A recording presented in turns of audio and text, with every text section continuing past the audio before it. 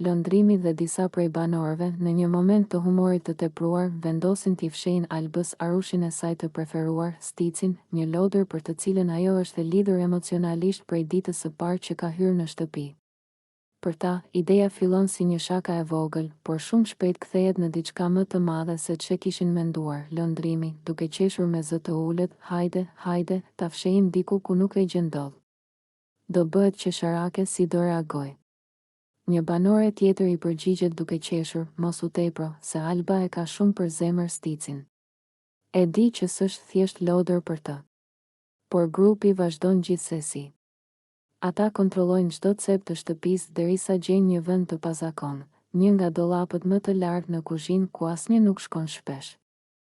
E futin atje arushin me kujdes, pastaj e mbyllin dollapin me një lloj krenarie të çuditshme, sikur sapo kanë bërë ndonjë mision sekret. Ndërkohë, Alba është në dhomë duke u marrë me punët e saj, e pa imagjinuar se çfarë po përgatitet pas shpine. Njëri nga djemtë, duke qeshur tërthorazi, nëse e kupton që ja kemi bërë këtë lojë, mbaruam punë. E di si bëhet ajo. Nuk e mban dot veten. Lëndrimi, duke tundur kokën me një buzëqeshje të vogël, po mirë, në fund do t'i themi. Vetëm dua të shoh reagimin e saj. Mos u bëni të butë kaq shpejt. Banorët qëndrojnë pranë e shikojnë Albën teksa ecën nëpër shtëpi e pavetëdijshme. Por me kalimin e minutave, situata fillon të duket më pak si shaka dhe më shumë si një rrezik i vogël social. Një banore, me zë paksa të shqetësuar, nëse ajo nuk e gjen Sticin brenda pak minutash, ka për të shpërthyer. E kam parë sa e lidhur është me të.